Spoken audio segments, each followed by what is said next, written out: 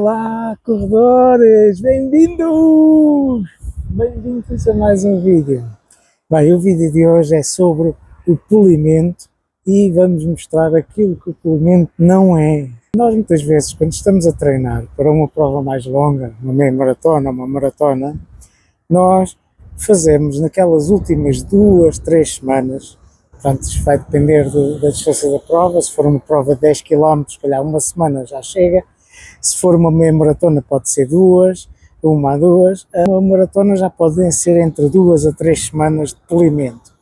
Então o que é o polimento? O polimento é aquele período em que nós reduzimos bastante a nossa carga de treinos, reduzimos o número de quilómetros, reduzimos bastante a carga de treinos para, quando chegarmos ao momento da prova, nós estarmos mais descansados e estarmos mais frescos.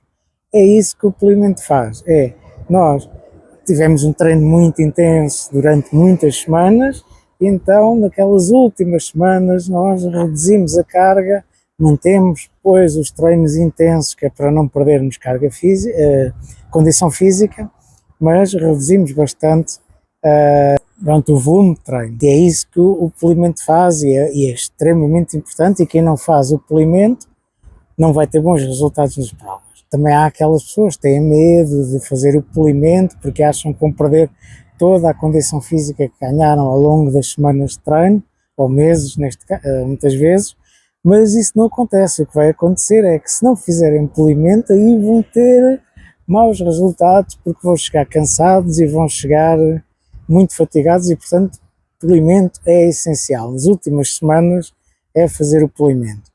Depois, cada pessoa tem a sua forma de fazer o polimento. Há pessoas que fazem um tipo de polimento, outros fazem outro. Pronto, convém também testar, e com o tempo vocês começam a perceber o que é que funciona com vocês e o que é que não funciona com vocês, e portanto é importante fazerem.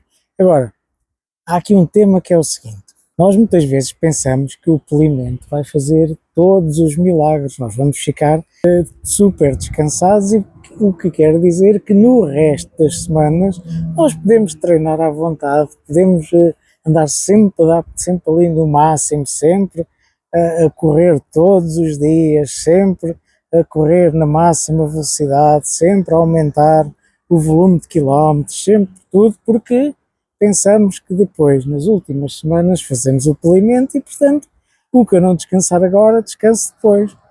Mentira, não pode ser assim. Nós, apesar de fazermos o polimento nas últimas semanas, nós temos que fazer também descanso durante o período de treinamento. Por isso é que nós temos que intercalar treinos mais pesados e mais longos, mais rápidos, com treinos um pouco mais leves, assim como temos que ter dias de descanso.